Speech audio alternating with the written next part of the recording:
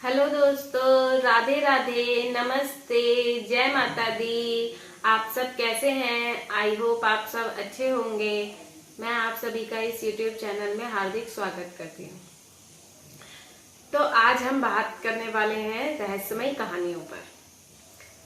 क्या भूत पिशाच होते हैं या नहीं, इस कहानी के माध्यम से पता करते हैं। आपको क्या लगता है, भूत पिशाच होते हैं? मुझे कमेंट करके बताइएगा।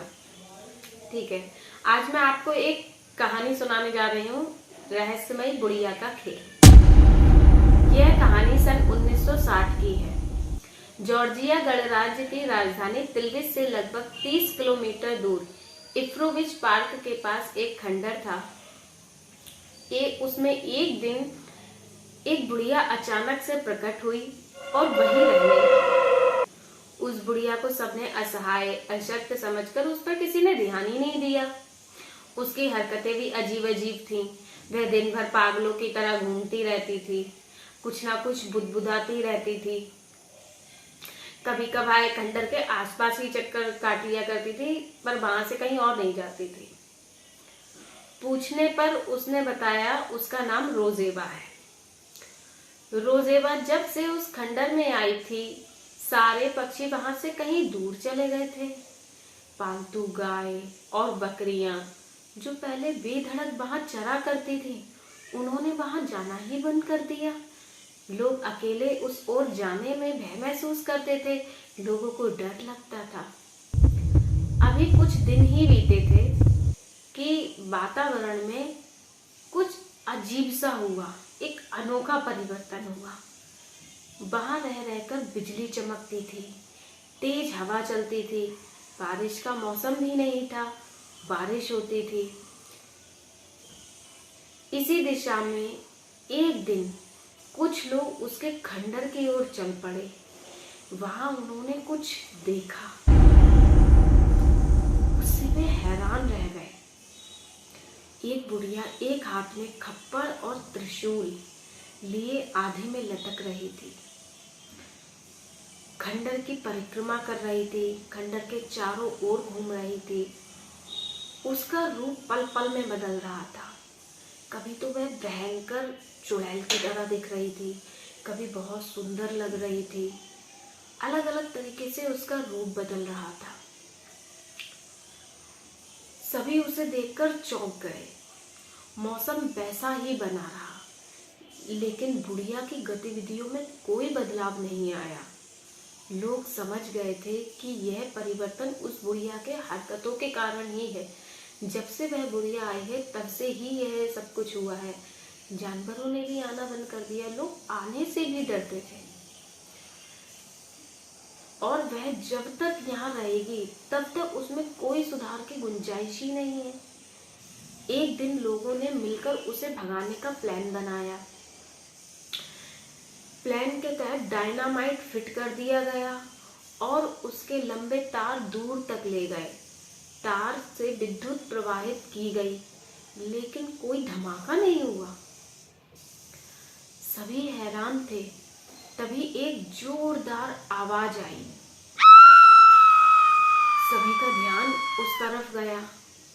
उन्हें वही बुढ़िया हवा में तैरती हुई दिखाई दी। लोगों को उस ठंडी रात में भी पसीना आ गया। ठंड का मौसम था, लेकिन लोग पसीना पसीना हो गए। लेकिन कुछ ही पलों में बुढ़िया गायब हो गई। वह अचानक ही गायब हो गई और प्रकट हुआ एक तेज चक्रवात जो लोगों को उठाकर पटक रहा था। किसी की बांह टूटी, किसी का पैर टूटा, किसी का सर टूटा। बहुत लोग घायल हो गए।